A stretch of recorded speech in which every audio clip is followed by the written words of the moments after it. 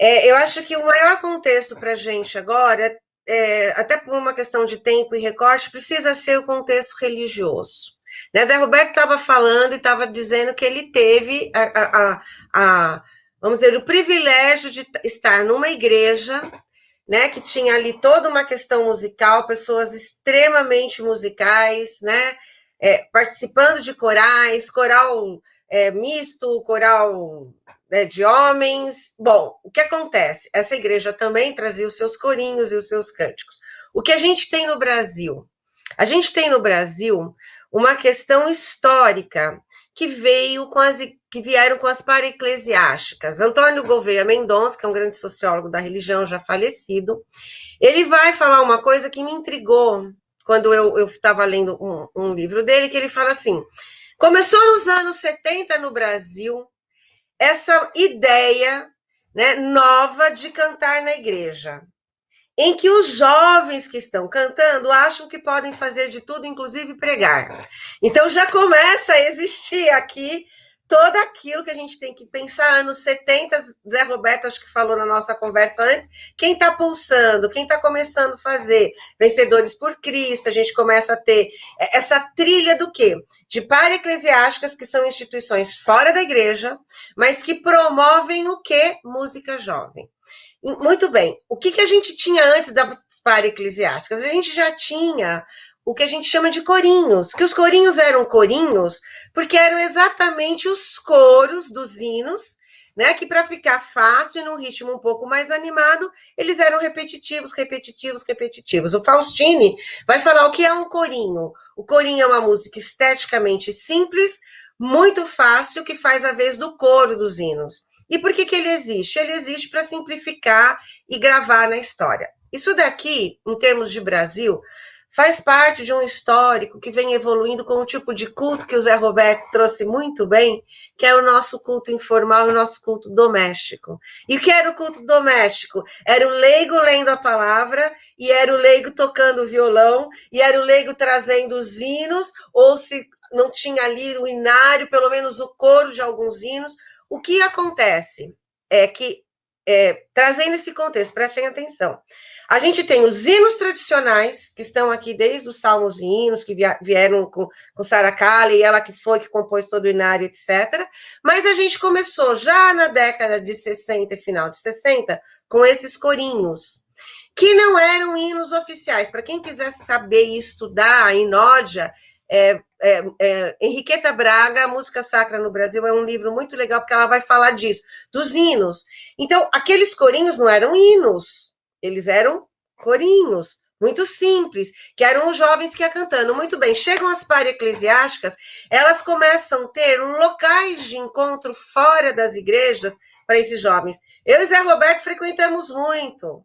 Dessas para-eclesiásticas começam a surgir eventos. Som do Céu é um evento que vem na rasteira dessas para-eclesiásticas, que junta jovens de várias denominações e começa a trazer cânticos, e aí a gente tem aquele monte de Elos, Som Maior, Vencedores, esses grupos começam. Quem é que, na realidade, fomenta todos esses grupos musicais dos cânticos? As para-eclesiásticas, ok? E aí, finalmente, a gente tem para aquilo que eu falei com você, já no final dos anos 80 para os anos 90, esse termo chamado gospel, que aí já traz a questão do mercado. Então, em termos de contexto religioso, a gente está vindo desde o final dos anos 60, do que eu chamei de uma inódia marginalizada. Por que marginalizada? Porque ela é feita à margem dos hinos oficiais.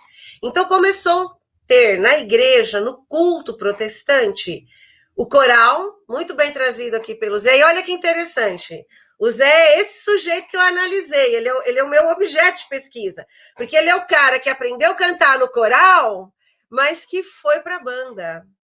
Ele é exatamente esse músico que estava lá, que ouvia o hino clássico, que cantava no coral a quatro vozes, mas que num determinado momento da sua juventude migrou e foi fazer o quê? Foi para a banda. E passou exatamente por esse processo do que a gente chama da produção dessa inódia à margem. Eu não sei se você vai fazer essa pergunta ou não, mas só colocando, o gospel surge num contexto não só histórico, mas de conflito. Eu vou pedir a palavra aqui, Júlio, porque isso é muito importante. Por quê? Porque À vontade. aí eu acho que entra um contexto político-religioso. Porque qual é o que acontece? Zé depois vai poder falar. Eu vou cantar no coral, legal. Vai ter o quarteto masculino, legal. A equipe de louvor quer cantar. Que instrumento? Que ritmo? Que música? Bateria. Bateria era o diabolos musical da igreja, né? O diabolos musical correspondia, na Idade Média, ao intervalo de quarta aumentada. Era chamado diabolos em música. Na minha época de jovem, o diabolos em música era a bateria e o rock. Era o diabo musical aqui. Então, é assim, esses mesmos jovens que participavam da música oficial estavam querendo e já trazendo o quê? Os cânticos. E como eram esses cânticos, como o Mendonça falou? Eram lá vencedores. Vai lá um bando de jovens que começa a cantar e começa a falar e a ministrar. Então, a prédica que era centrada, o que forma isso? Forma uma tensão, que é claro, eu analisei, aqui estou resumindo muito, mas forma uma insatisfação religiosa, esse termo é de Pierre Bourdieu, desse grupo de jovens que, para conseguir cantar os cânticos na igreja, tinha que brigar com o pastor, tinha que pedir aprovação do conselho, tinha que fazer não sei o que. Vocês estão andando. Aí, ó, sua carinha já mostra que você conhece essa história, né? Muito bem. Então há um conflito. Quando a gente entra no contexto do gospel, esse conflito se intensifica. Por quê?